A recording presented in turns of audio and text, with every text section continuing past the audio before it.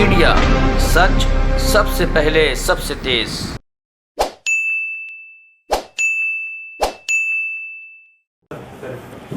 आज grass root के workers हमारे को पार्टी को ज्वाइन कर रहे हैं। नूरपुर से मनीषा जी हैं, जिन्होंने जिला परिषद का इलेक्शन लड़ा था और 6400 वोट इंडिपेंडेंट इन्होंने पाए थे और दूसरे नंबर पे आई थी, सिर्फ 400 वोटों से पीछे रह गई थी। आप इसी से अंदाज़ा लगा सकते हैं कि भाई इंडिपेंडेंटली इतनी वोट लेना, काफ़ी बड़ी वोट मिली थी इनको। और हाईली एजुकेटेड हैं, मास्टर इन अप्लाइड फिजिक्स के अंदर मास्टर्स किया हुआ है इन्होंने और बहुत ही एक्टिव वर्कर हैं अपने इलाके के अंदर, नूरपुर के अंदर। तो आज इन्होंने आम आदमी पार्टी को ज्वाइन किया है। साथ में इनके साथ कई सारे साथी हैं जिनके नाम अभी बता दिए जाएंगे आपको सारे। दूसरा, इंदौरा से अशोक कुमार सोहता जी हैं जी मैं सर, और इनको निकनेम इनका अशोक प्रधान है, अशोक प्रधान के नाम से लोग जानते हैं। 40 साल से ये कांग्रेस के बहुत ही एक्टिव वर्कर हैं। प्रेजेंटली ये एससी विंग के कोऑर्डिनेटर हैं वहाँ पर कांग्रेस के, और पहले एसटी और एसटी विंग के को कोऑर्डिनेटर थे। तो ये ग्राउंड के ऊपर दोनों ही काफ़ी एक्टिव वर्कर्स हैं और अरविंद केजरीवाल जी की नीतियों से प्रभावित होकर ये दोनों, साथ में इनके कई सारे साथी हमारे साथ ज्वाइन कर रहे हैं। इन सभी साथियों की लिस्ट आपको अभी दे दी जाएगी। कल क्योंकि लिस्ट लंबी हो गई थी, इसलिए मैं अब दोबारा बता नहीं रहा हूँ कि आपको लगा था काफ़ी लंबा हो गया था। तो इनके साथ काफ़ी सारे लोग आज ज्वाइन कर रहे हैं। कांग्रेस और बीजेपी दोनों पार्टियों के जो ग्राउंड पर जो लोग हैं, उनकी नीतियों से, भ्रष्टाचार से दुखी होकर अब आम आदमी पार्टी को ज्वाइन कर रहे हैं। बीजेपी बिल्कुल भ्रष्ट पार्टी है, भ्रष्टाचार के अलावा कुछ करते नहीं है। अब सारी की सारी जनता दुखी है और इस बारी कांग्रेस और बीजेपी दोनों को हटाकर आम आदमी पार्टी को हिमाचल के अंदर लोगों ने मन बना लिया है कि इस बारी जो दोनों का खेल चल रहा है, एक बारी कांग्रेस, एक बारी बीजेपी, उसको ख़त्म करके आम आदमी पार्टी की सरकार बनाएंगे। मैं इन दोनों का और इनके साथियों का आम आदमी पार्टी में वेलकम करता हूँ। सर, आज की रैली का इफेक्ट किस तरह से देखते हैं? कल की रैली हमारे लिए तो अच्छा हुआ है। आप अपनी आज की रिकॉर्डिंग रखिएगा, दोनों को बराबर में चलाइएगा। आज जो हुआ उसको कल हमारे जो बनेगी उसके साथ में दो विंडो लगाकर दोनों विंडोज़ को साथ चलाइएगा। हमारे लिए कंपैरिजन आसान होगा। आज की रैली, जिसे कह सकते हैं कि आज की रैली जो थी एक्सपेक्टेशन से बहुत ही कम थी, बहुत ही हल्की रह गई है। कल मैं आपको सबको इनवाइट करता हूं कि आम आदमी पार्टी की रैली को देखिएगा। सर, कल का कार्यक्रम किस तरह से रहेगा? क्या प्रारूप रहेगा? एक बार आप बता। कल जनसभा है, सीधा कोई हमारा रोड शो नहीं है, सीधा जनसभा है। चंबी ग्राउंड के अंदर, कांगड़ा में चंबी ग्राउंड है, चंबी ग्राउंड के अंदर अरविंद केजरीवाल जी की जनसभा होगी। 11 बजे से टाइमिंग है। सभी लोगों को मैं इनवाइट करता हूं फिर से, जो भी सब लोग आइएगा ज़्यादा से ज़्यादा संख्या में अरविंद केजरीवाल जी को सुनने के लिए। सर, अरविंद केजरीवाल जी संबोधन करेंगे, इसके अलावा जो हमारे जो स्थानीय नेता जुड़ रहे हैं वो भी संबोधन करेंगे? कई सारे लोग करेंगे संबोधित, कई सारे लोग होंगे जो कि संबोधित करेंगे और मुख्य वक्ता अरविंद केजरीवाल जी होंगे। भाजपा ने सर 30,000 का लक्ष्य रखा था नगरोटा में, तो आम आदमी पार्टी ने कोई लक्ष्य रखा हो? नहीं, उनका लक्ष्य तो चलो 30,000 क्या 3 लाख भी हो सकता था। अभी तो आप बताओ ना कितने आए थे। आपने कितना लक्ष्य रखा है? हमारा लक्ष्य ये है कि जितने इनके आए थे ना, उससे हमारे कई गुना ज़्यादा होंगे, बीजेपी से कई गुना ज़्यादा होंगे। ठीक है, थैंक यू। कोई बड़ा चेहरा शामिल हो सकता है? देखिए, कल का जो जनसभा है वो जनसभा रखी गई है, उसके अंदर ज्वाइनिंग का प्रोग्राम नहीं रखा गया है, क्योंकि जनसभा के अंदर जब इतनी बड़ी संख्या में लोग आते हैं तो उसके अंदर ज्वाइनिंग के प्रोग्राम को मिक्स करने से थोड़ा सिस्टम गड़बड़ा जाता है। तो ये पूरा एक्सपीरियंस बता रहा है कि कभी भी बड़ी जनसभा के साथ ज्वाइनिंग को मिक्स नहीं करना चाहिए। कल की जनसभा के बाद हम आपको बड़ी बड़ी ज्वाइनिंग अगले आने वाले दिनों में दिखाएंगे। काफ़ी सारी बड़ी बड़ी ज्वाइनिंग जो कि होने वाली थी, कई हमारे डिस्कस किया कि हमने कहा भाई उस दिन करने में, क्योंकि सबको फिर महत्व नहीं मिल पाता है। जो इतने बड़े बड़े लोगों को ज्वाइन कराना है तो सब चाहते हैं कि इंडिविजुअली ज्वाइन करें, तो हम लगातार फिर इंडिविजुअली अलग अलग ज्वाइन कराएंगे। इसके अलावा सर ये भी सवाल उठ रहा है, जैसे मंडी में अगर बात की जाए तो भगवंत मान और अरविंद केजरीवाल भी इस पर स्टेज ही कहा जा सकता है उसे, तो इस बार भी अगर उम्मीद है कि लोगों को मंच पर जगह मिलेगी या फिर अरविंद केजरीवाल ही? बिल्कुल, क्यों नहीं जगह मिलेगी। देखिए, हिमाचल का इलेक्शन है, हिमाचल के लोग हैं, हिमाचल के लोग ही होंगे, सबसे ज़्यादा हिमाचल के लोग ही होंगे। आप इसकी बिल्कुल चिंता मत करिएगा। मंडी में नहीं, मंडी में मैं बताया था, कल भी बताया था आपको, कल भी आप ही का शायद प्रश्न था। देखो, ट्रक के ऊपर 2 ही लोगों को खड़े होने की जगह थी। अब जगह तो बड़े लोगों को नहीं, वो सिक्योरिटी वाले 2-3 लोग और थे। तो उसके अंदर क्या होता है कि अब ज़बरदस्ती कहते हैं हम एक ही, क्योंकि हमारा बड़ा ट्रक नहीं आ सकता था। आपने देखा था मंडी के अंदर गली छोटी थी, तो तो हमें चेंज करना पड़ा वहाँ पर, एन मूवमेंट के ऊपर टाटा 407 छोटी जगह करनी पड़ी। तो उसमें जब जगह नहीं थी, अब एक को तो चढ़ा नहीं सकते थे, अगर हम चढ़ाते तो कम से कम 15-20 लोगों की लिस्ट थी कि 20 लोगों को कम से कम हमें रखना पड़ता, तो उतनी जगह नहीं थी हमारे पास। सर और कौन शामिल होंगे सर इस जनसभा में? मैंने बताया ना, मुख्य वक्ता अरविंद केजरीवाल जी होंगे, बाकी सभी हमारे पार्टी के यहाँ के हिमाचल के काफ़ी सारे लोग सदस्य होंगे, वो साथ में शामिल होंगे। भगवंत मान जी आएंगे? नहीं, कल उनका प्रोग्राम नहीं है। Thank you. अभी दिल्ली मॉडल और हिमाचल मॉडल में कोई फर्क होगा कि एक जैसा ही है? देखो क्या होता है कि दिल्ली मॉडल के अंदर जो भी अच्छी चीज़ें हैं, जो यहाँ पर लागू हो सकती है, उन सबको लागू करेंगे। पंजाब के अंदर भी जो चीज़ें अच्छी सीख रहे हैं वो भी लागू करेंगे, और हिमाचल की यूनिक अपने आप की कई सारी चीज़ें हैं जिनको हमें डेवलप करना है। जैसे एग्जांपल के लिए शिक्षा का मॉडल, स्वास्थ्य का मॉडल, दिल्ली का मॉडल बिल्कुल परफेक्ट है, जिसके लिए पूरी दुनिया तारीफ़ कर रही है। उनको दिल्ली से ला के यहाँ पे लागू किया जाएगा। यहाँ पे बता रहा हूँ, शिक्षा का वही है, शिक्षा की परिस्थिति बिल्कुल सेम है। यहाँ पे शिक्षा का बिल्कुल बंटाधार हुआ पड़ा है। स्वास्थ्य की हालत भी बड़े ख़राब है, उनको ठीक करने की आवश्यकता है। 300 यूनिट बिजली हमने पंजाब में फ्री की है, यहाँ पर इन्होंने नकल करके 125 करने की कोशिश की है, तो यहाँ पर पंजाब में 300 की है, तो यहाँ पे 300 करेंगे।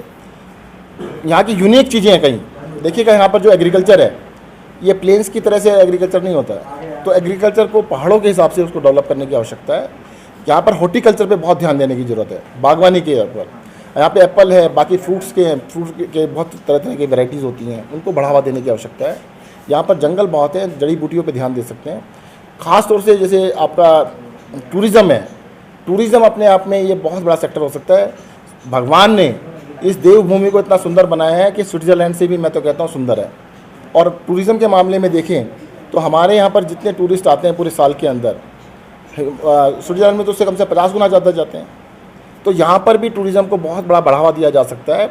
हिमाचल के बच्चे देश में ही नहीं, विदेशों के अंदर भी टूरिज़्म सेक्टर के अंदर काम कर रहे हैं, बहुत जगह काम कर रहे हैं, जबकि हिमाचल में इतनी संभावनाएं हैं जो हम काम कर सकते हैं। तो हिमाचल की बहुत सारी यूनिक प्रॉब्लम्स हैं। अब जो हाइड्रो इलेक्ट्रिक पावर है उसको बहुत रिफॉर्म करने की आवश्यकता है। इसके साथ साथ आपको अब जो 4 लेन बना रहे हैं उसके अंदर बड़ी समस्याएं आ रही हैं, उनको भी ठीक करने की ज़रूरत है। यहाँ पर जो आपके एम्प्लॉयज़ हैं उनकी समस्याएं हैं बहुत सारी, उनको अलग से सुन के, उनको समझ के उनके ऊपर काम करने की ज़रूरत है। तो हिमाचल के लिए कुछ चीज़ें जो है शिक्षा, स्वास्थ्य जैसे हैं, उनको दिल्ली से जैसे हमने सफल हो गए हैं, कुछ चीज़ें पंजाब से हैं, बाकी हिमाचल के अलग से किया जाएगा। सर क्या प्लान ऑफ एक्शन है एम्प्लॉयमेंट जनरेट करने के लिए? देखिए, पंजाब जो हिमाचल के अंदर एम्प्लॉयमेंट के लिए सबसे बड़ी बात यह है कि हमारे को इकोनॉमिक एक्टिविटी को बढ़ाना पड़ेगा, सबसे ज़्यादा इकोनॉमिक ग्रोथ को देना पड़ेगा। जैसे मैंने आपको बताया कि एग्रीकल्चर इनकम को कम से कम 4 गुना हम कर सकते हैं, 3 से 4 गुना कर सकते हैं। अगर एग्रीकल्चर इनकम को 3-4 गुना करेंगे तो उसमें एम्प्लॉयमेंट की बहुत ज़्यादा गुंजाइश है। आज अपनी खेती होते हुए भी बहुत सारे बच्चे जा रहे हैं क्योंकि रेमोनेटिव नहीं रही। इसी तरह से जो हॉर्टिकल्चर है, एप्पल की खेती पूरे हिमाचल प्रदेश में सिर्फ 5,000 करोड़ की होती है, जिसको बड़ी आसानी से 25,000 करोड़ पे ले जा सकते हैं। बड़ी आसानी से 25,000 करोड़ ले जाते हैं, तो उससे बहुत बड़ी संभावनाएं, बहुत सारी एम्प्लॉयमेंट निकलेगी। इसी तरह से टूरिज़्म की बात कर रहे हैं, जितना टूरिज़्म का स्कोप है, कम से कम जितना भी आज भी रेवेन्यू है उससे 10 गुना टूरिज़्म हम आराम से कर सकते हैं। इसी तरह से एजुकेशन के ऊपर जब ध्यान देंगे, हेल्थ केयर के ऊपर देंगे, सभी संभावनाएं हर क्षेत्र के अंदर अलग अलग संभावनाएं हैं। और हिमाचल की आबादी बहुत कम है, तो मुझे लगता है कि हम हिमाचल के जो आज बताया जा रहा है कि 40% नौजवान बेरोज़गार हैं, इस बेरोज़गारी को हम बिल्कुल पूरी तरह से ख़त्म कर सकते हैं। यहाँ पे हर इंसान को एम्प्लॉयमेंट मिल सकती है। सर, भाजपा के राष्ट्रीय अध्यक्ष जगत प्रकाश नड्डा ने एक बार फिर से निशाना साधा है कि उत्तर प्रदेश में जितने कैंडिडेट थे वो लगभग उनकी जो है जमानत जब्त हुई है। उत्तराखंड में भी यही हाल रहा है कि 70 में से 68 कैंडिडेट ऐसे थे जिनकी जमानत जब्त हुई है। हिमाचल प्रदेश में भी ऐसा हाल होगा? नहीं, वैसे तो देखो, अगर हम कुछ भी नहीं है तो उनको हमारे बारे में बात करने की आवश्यकता ही नहीं थी। अगर उन्होंने हमारी बात की है तो कुछ है, तभी की है। हिमाचल में देखो, तब तक हम पंजाब नहीं जीते थे, तब तक लोगों को विश्वास नहीं था कि दिल्ली से बाहर दूसरी सरकार बना सकते हैं। आज आम आदमी पार्टी ने दूसरी सरकार बना के दिखा दिया है। लोगों को पूरी संभावना नज़र आती है कि आम आदमी पार्टी सरकार बना सकती है। पहले जब तक लोगों को संभावना नज़र नहीं आती है कि भाई सरकार बनेगी या नहीं बनेगी, तब तक थोड़ा मुश्किल होता है। और दूसरी बात, हमारी छोटी पार्टी है, हमने एक स्टेट के ऊपर फोकस किया था, वो था पंजाब। हमने पंजाब में पूरी एनर्जी लगाई, पूरी रिसोर्सेज लगाए, सब कुछ मेहनत पंजाब पे की, और पंजाब का रिजल्ट आप देख रहे हैं। इस बार ये अब देखिएगा कि हिमाचल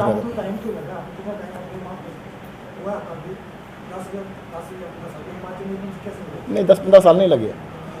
आप 6 महीने पहले देखेंगे पंजाब के अंदर हमारी हालात क्या थी।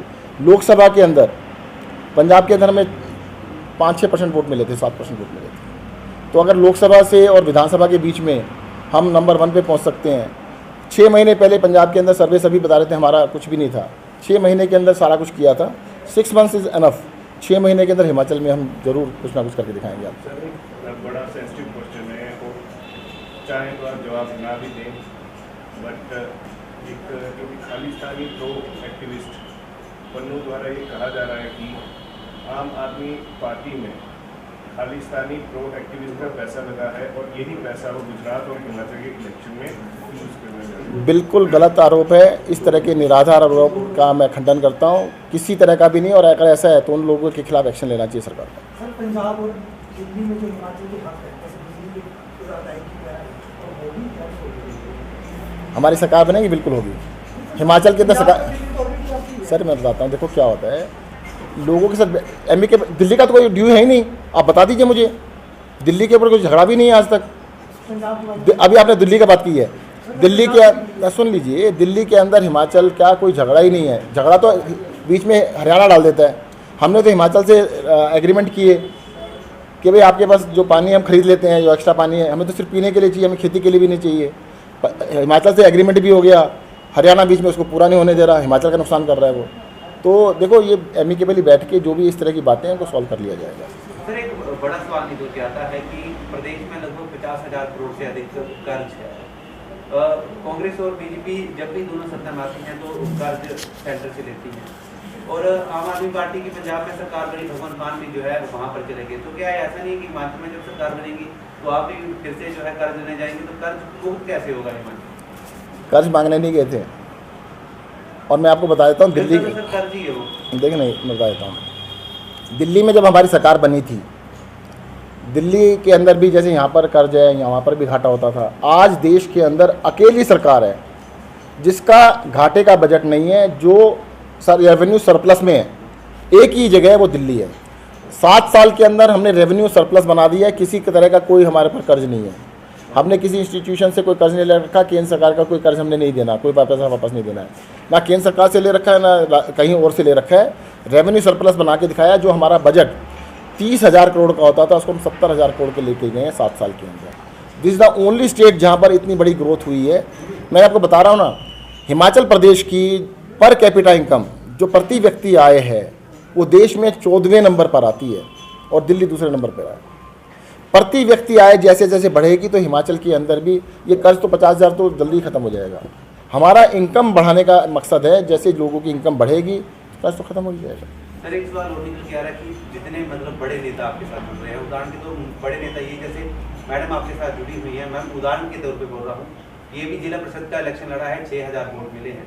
ये बातें निकल के आ रही है कि जो लोग जुड़ रहे हैं वो ये बात कर रहे हैं कि हमें टिकट फाइनल की जाएगी। तो ऐसी कोई बातचीत हो रही है, नहीं हो रही है? आप ऐसा कीजिएगा, आज ये दोनों लोग हमसे मतलब जो मेन है, इनके साथ काफ़ी सारे साथी भी हैं। मेरे पीसी के बाद इनसे अलग से इंटरव्यू ले लीजिएगा।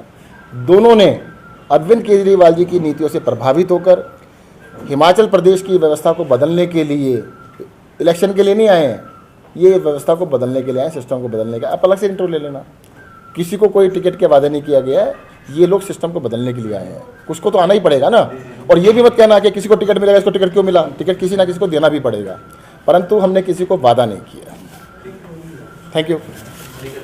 अभी आप चाहें तो मैडम का और उनका इंटरव्यू। ठीक, थैंक यू। आइए जी, मैं आपको ज्वाइन कराऊंगा।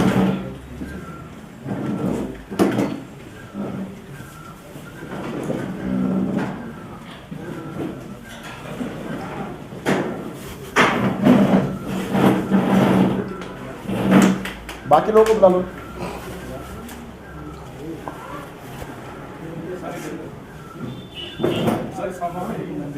आइए, आगे आ जाओ जी, आ जाइए जी, आइए।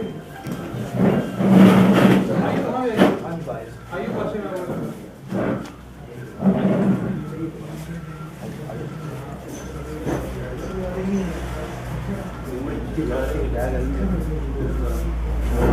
है। आप उस तरफ आ जाइए, उस तरफ आ जाइए, फोटो होगी फोटो, इस तरफ खड़े हो जाओ फोटो।